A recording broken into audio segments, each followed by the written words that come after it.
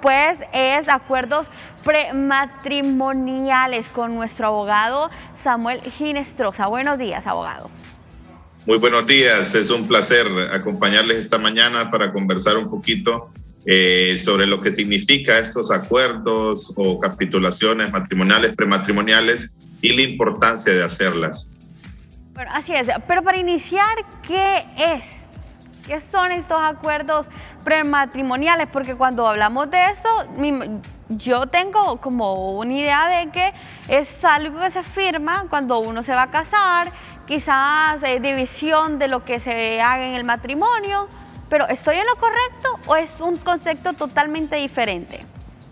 No, afirmativamente, las capitulaciones matrimoniales o capitulaciones prematrimoniales son los acuerdos celebrados antes o en el acto de contraer matrimonio y que tienen por objeto regular precisamente lo que usted menciona, el régimen económico de un matrimonio o en general cualquier otra disposición por razón del mismo. Ya nuestro código de familia, específicamente en el capítulo referente al régimen económico, define que el régimen económico del matrimonio se podrá regular por el sistema, y aquí está la subdivisión, ya puede ser por comunidad de bienes, por sociedad ganancial o por separación de bienes, ¿verdad? Ya estipula que los esposos, los futuros esposos pueden, antes de celebrar su matrimonio, arreglar todo lo que se refiere a sus bienes presentes y futuros. Para tal fin deben celebrarse capitulaciones matrimoniales. Esto es muy importante, ¿verdad? Porque ha existido también un proceso de reforma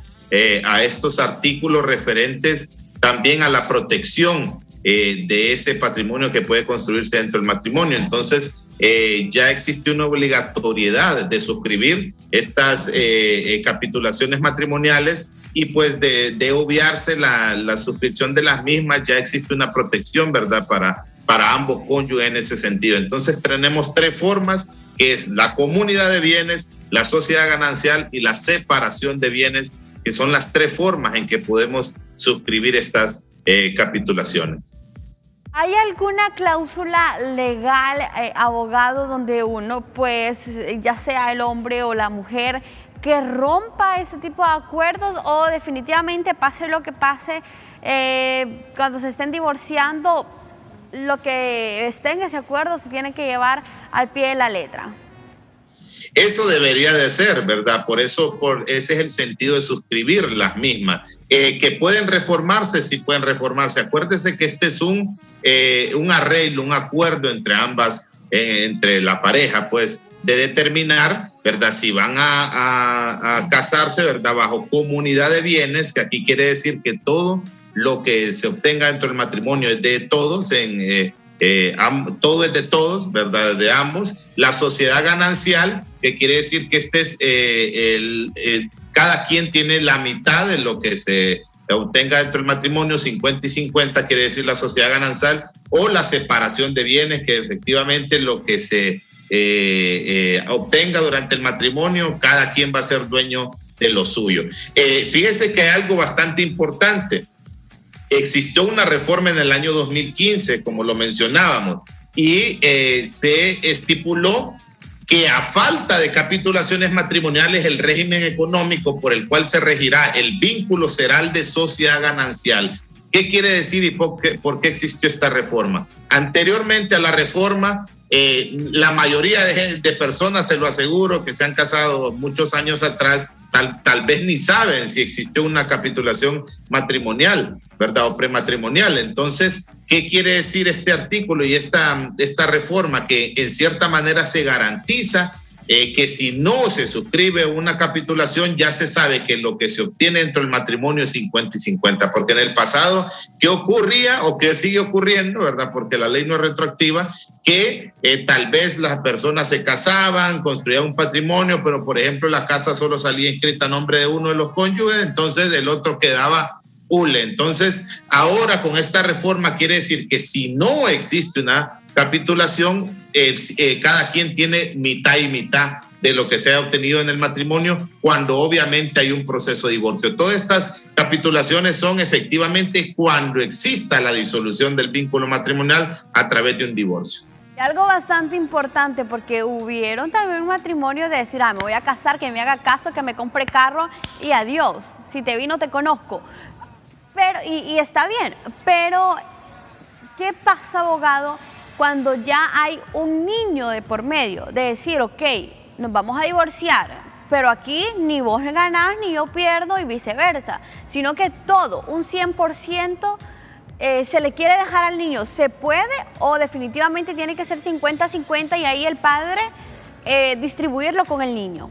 ¿Cómo funciona eso? Fíjense que esa es una pregunta muy interesante. Miren, siempre que existe un proceso de divorcio, ¿verdad? Obviamente va a haber una liquidación de estas capitulaciones prematrimoniales, ¿verdad? Es todo un proceso, pero obviamente en el divorcio, cuando hay hijos menores de edad, siempre tiene que existir una protección inmediata de los hijos. Esto no quiere decir que no haya la obligatoriedad de brindar alimentos, que el niño se le asegure que tenga que seguir viviendo en las condiciones por las cuales vivía, que quiere decir, si vive en una casa, ¿verdad?, que está en parte de las estipulaciones, no es que el niño lo van a sacar a la calle, no. Se tiene que garantizar la condición que el menor pueda convivir, ¿verdad? Se tiene que garantizar la guardia y custodia, los alimentos, etcétera. Y hay algo bien importante, que lo que se convierte en el patrimonio familiar, ¿verdad? Que no es algo que un divorcio puede deshacer así nomás, cuando ya se ha construido un hogar y donde existen menores a los cuales se le debe proteger el derecho. Aquí hay algo importantísimo: siempre debe prevalecer el interés superior de los niños ante cualquier condición, ya sea de divorcio, de estipulación prematrimonial. Siempre debe garantizarse mediante las sentencias en estos procesos que los niños continúen en el goce de la calidad de vida que llevaban, ¿verdad? Y esto es parte de lo que un juez, ¿verdad?, en cumplimiento de las convenciones internacionales y los tratados suscritos por Honduras, ¿verdad?, debe ratificar en garantizar esa condición de los menores a pesar de cualquier otra estipulación que pueda garantizar. Obviamente es todo un proceso y todo un análisis que se debe hacer, pero siempre debe prevalecer el interés superior de los menores. Esta cláusula también se puede llevar a cabo cuando no es por separación, pongámosle. Se separaron en su momento, no hicieron la separación de bienes, el padre o la madre fallece y ya tienen otro hijo, ya sea de por fuera o tienen otro matrimonio, tienen otra pareja. ¿Qué pasa? Porque vemos esto muy seguido cuando ya otros hijos ya también empiezan quizás a pelear partes que corresponden al padre o a la madre. ¿Cabe también o ya ese tipo de casos es otro proceso, abogado? Sí, efectivamente pueden ser procesos diferentes. Aquí hay algo importante. Acuérdese que la disolución del vínculo matrimonial, obviamente por la muerte de unos cónyuges, se hace de forma inmediata, ¿verdad? Pero aquí lo que hay que establecer es que siempre, como hemos conversado, va a prevalecer el interés superior de los menores a pesar de que sean hijos fuera del matrimonio, ¿verdad? Lo que sí se debe garantizar a los menores es su derecho a recibir alimentos y lo referente a todo lo que incluye la patria potestad, representación legal de los menores y todos los beneficios. No es que forzosamente un padre tiene que heredarle forzosamente a sus hijos, no. Lo que tiene que garantizar puntualmente y forzosamente si es su alimentación y todo lo referente a ello en una condición proporcional, ¿verdad? Dependiente de cuántos hijos hayan, ¿verdad? Entonces, por eso, cuando existen varios hijos, lo que se debe existir es un prorrateo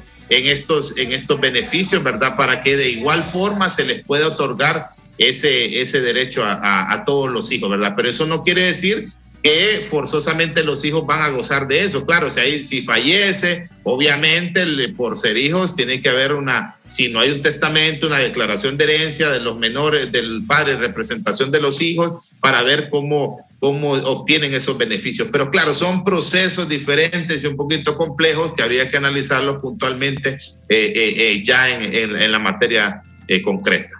Ahora, abogado, hablamos de conchudos y hablamos de casos a casos, como usted lo mencionaba anteriormente. ¿Qué pasa cuando, y yo sé que se ríe porque le han tocado más de algún caso así, donde viene el padre, o ahora se da también que la madre dice, bueno, nos vamos a separar y todo, mitad y mitad, y se declara en bancarrota o dice, no tengo, miren que me lo embargaron o algo así. ¿Qué pasa en este tipo de casos? Referente al derecho de ¿quién? Siempre en colaboración, por lo menos, que haya un niño o haya un menor de por medio. Ok. Eso es muy importante. Mire, el derecho de brindar alimentos es una obligación completamente forzosa, ¿verdad? A pesar de que usted se declare en bancarrota, a pesar de que usted diga que no tiene ni un 5, o sea, hay una obligación para con los menores. Sí, a pesar de estar embargado. Es que mire, hay algo importante y que hay que mencionarlo. Si la persona tiene un trabajo fijo y tiene un sueldo, un salario, entonces recuerde que las demandas de alimentos puede llegar a embargarse hasta un 50%. Es el porcentaje más alto en embargos precautorios que determina nuestra ley, ¿verdad? Referente a ese beneficio de los menores. ¿Qué quiere decir? Que si usted tiene trabajo, o sea, aunque esté embargado por otras deudas, no puede tocar ese derecho que ya tienen los menores. Entonces, esa es una obligación forzosa, ¿verdad? Y en cuanto a estas capitulaciones prematrimoniales, eso es indistintamente, ¿verdad?, de los derechos de los menores. Son cosas totalmente diferentes, ¿verdad?, porque eso no puede condicionar la obligación que tenemos con los menores. Esto solo es referente al régimen económico que va a regir, valga el juego de palabras, durante el matrimonio, ya sea por comunidad de bienes, todo es de todo, sociedad ganancial, que quiere decir que 50 y 50, o separación de bienes. También hay matrimonios que las partes dicen no, nos casamos, ¿verdad? Y la estipulación prematrimonial es que cada quien lo que vaya obteniendo el matrimonio es de cada quien. Eso obviamente es totalmente aparte a las obligaciones que tenemos como padres de brindar alimento. Es totalmente aparte y no debe de condicionar esa obligación de brindar alimento. Ahora, ¿qué pasa? Bueno, ya hablábamos de que por lo menos, sea como sea, quien en la separación siempre se le tiene que tener al niño o al menor de edad fuera del alcance del problema y siempre en una buena condición. Esa es una ventaja que nosotros podríamos denominar en este acuerdo prematrimonial. ¿Hay otro tipo de ventajas con niños de por medio o solamente que sea la pareja sin niños? Sí, es que eso es bastante importante dejarlo claro, ¿verdad? Que esto únicamente es referente a los bienes y derechos que van a suscribir los cónyuges dentro del matrimonio. Exclusivamente eso. Como le digo, una capitulación prematrimonial no va a condicionar las obligaciones que tenemos con nuestros hijos ni demás, ¿verdad? Es únicamente establecer esas condiciones entre los cónyuges y por eso también la reforma a los artículos determina cuáles son bienes privativos o propios de cada uno de los cónyuges. O sea, esto queda afuera. Por ejemplo, dice, los bienes y derechos que le pertenecieron antes de la sociedad ganancial o todos aquellos cuya causa o título de adquisición procedió al matrimonio, conforme a lo declarado a la respectiva declaración jurada de bienes. Hay algo importante, hay una obligatoriedad del funcionario, ya sea quien da fe pública, un notario, de pedir forzosamente una declaración jurada de bienes para poder autorizar un matrimonio, ¿verdad? Entonces, ¿qué otros son bienes que quedan a los cónyuges? Los que adquieran después a título gratuito, los adquiridos a costa o sustitución de bienes propios, los bienes y derechos patrimoniales adquiridos mediante herencia o legado siguen siendo del cónyuge a pesar de tener una suscripción de un acuerdo, ¿verdad?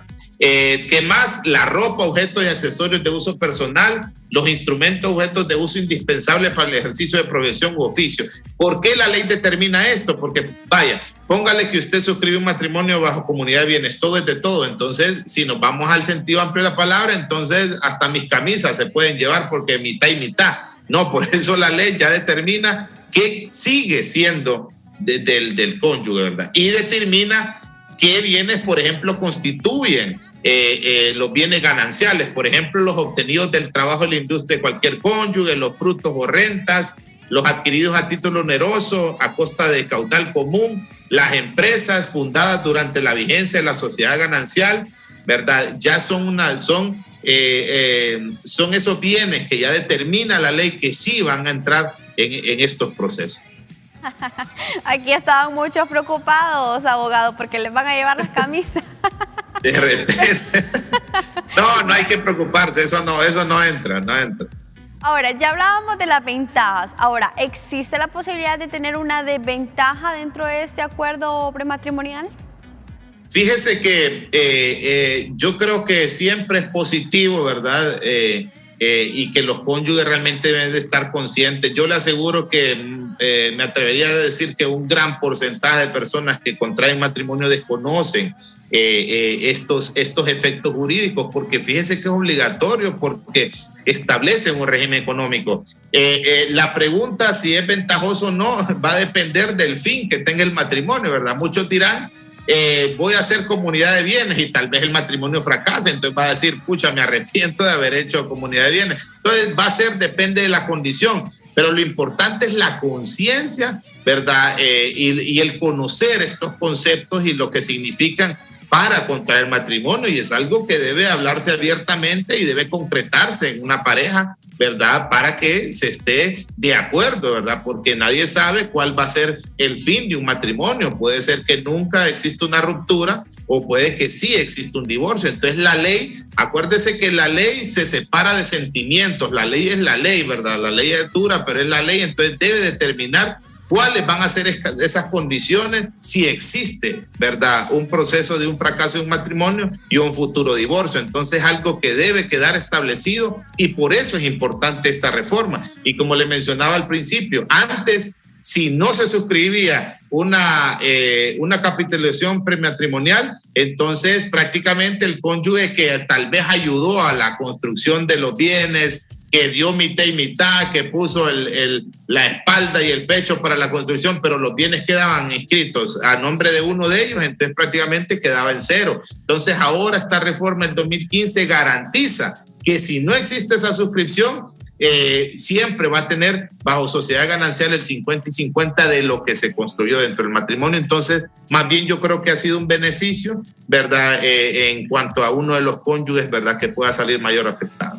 Ahora, sin duda alguna, es una gran ventaja, como usted decía, porque muchos el entusiasmo y la alegría de que van a dar este gran paso, que se van a casar, que van a formar su familia, dejan por fuera muchas cosas legales que también es importante asesorarse. Es cierto, la felicidad y ojalá que les dure para siempre, pero como dijo Chelato, nunca se sabe. Este acuerdo prematrimonial, usted nos estaba mencionando también que lo podemos hacer al inicio. Ahora mi duda es, ¿se puede hacer cuando ya vayamos a esa fase de divorcio, durante el matrimonio, o necesariamente tiene que ser al inicio, cuando nosotros ya nos estamos casando? Fíjese que es una buena pregunta. Sí, necesariamente se debe hacer el inicio porque ya es un requisito que esta reforma al Código de Familia establece. Y se lo voy a leer textual. El artículo 39, el funcionaria competente o notario no autorizará la celebración del matrimonio mientras no se le presenten, ¿verdad?, todos los requisitos para el matrimonio. Y dice también la declaración jurada de bienes de cada uno de los cónyuges, la que debe suscribirse en papel bond, tamaño oficio, sin formalidad alguna, y adjuntarse al expediente matrimonial. Entonces, ¿qué le quiere decir? Que forzosamente en el instrumento público que se levante tiene que decir cuál es la capitulación por la cual suscriben el matrimonio. Porque imagínese que se hiciera en medio, ya cuando el matrimonio usted está viendo que ya va mal y ya no se puede, entonces no tendría sentido. Claro, todo se puede solucionar bajo acuerdo de los cónyuges, eso definitivamente. ¿Qué puedo decir yo?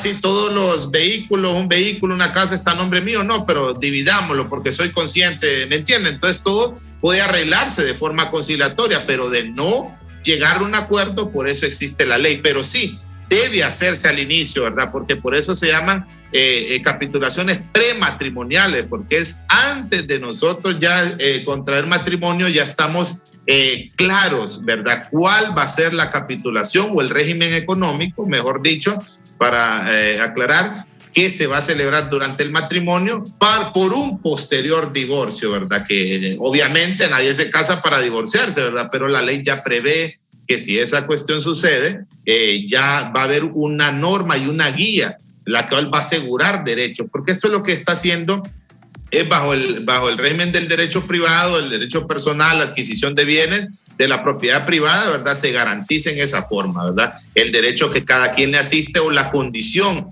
por la cual acordamos casarnos. Ahí está, bastante interesante. Seguimos dialogando respecto a este tema y yo sigo viendo ventajas tras ventajas tras ventajas. ¿Por qué se lo menciono? Porque hay procesos legales quizás que solo con su firma basta y sobra para hacer legal un papel. Sin embargo, estamos viendo que aquí, si los dos tienen que estar de acuerdo, los dos tienen que firmar, si no, no hay acuerdo. Entonces es bastante bueno porque ni la mujer lo hace a la espalda de su pareja, ni viceversa. Abogado, ¿cuál sería ese mensaje final para las personas que están a punto de dar ese paso y que todavía no sabían esto y que ya se preocuparon? Correcto, usted ha dicho algo fundamental y bastante importante y es eso, exacto, que al momento de suscribir un matrimonio, o sea, está muy bien la cuestión religiosa, familiar, pero exacto, debemos saber puntualmente, leer los documentos, porque como usted lo mencionó ahorita, eso, acuérdese que cuando hay un matrimonio civil, ahí se lee el instrumento de forma literal y ahí dice cuál es la estipulación matrimonial bajo la cual se efectúa ese acto, pues entonces debemos de estar conscientes de eso y esto no debe ser un tema que puede ser un tabú o puede que no se debe, no, es un tema legal y jurídico que debe realizarse y los contrayentes deben de estar conscientes de ello y más bien es algo bonito, ¿verdad? Porque al momento de suscribir los matrimonios, ¿verdad? Es por eso el inicio de una relación que puede ser conjunta, ¿verdad? Y lo que se construya, pues, debería ser en eso, ¿verdad? En la armonía y la felicidad de un matrimonio. Entonces, el consejo es ese, que estemos conscientes y entendamos, ¿verdad? El alcance de estas estipulaciones, ¿verdad? Para estar sabidos, ¿verdad? Lo que nos atenemos en todo el proceso del régimen económico dentro del matrimonio. Abogado, es que usted mencionaba algo bastante importante, que cuando usted firma que se va a casar uno de manera civil, uno no anda leyendo, es mentira. Eso es mentira, sí. Uno solo firma porque uno lo que quiere es la foto, irse de luna de miel. Correcto. ¿Cuáles serían sus redes sociales, abogado, para que los televidentes que tengan más dudas respecto a este tema y cualquier tema legal se comuniquen con usted? Con todo gusto, pueden encontrarme en Facebook como abogado Samuel Inestrosa y pueden escribirme a mi número telefónico con mucho gusto 325-67382 y con todo el gusto pues podemos orientarlos en cualquier tema jurídico legal. Ahí está, muchísimas gracias al abogado pues Samuel Inestrosa respecto a este tema que es bastante bonito y es algo que muchos no nos asesoramos. No crea que solo es ir a poner la firma cuando se va a casar, sino que también es estar bien asesorado. Muchísimas gracias, abogado. Es un placer acompañarle.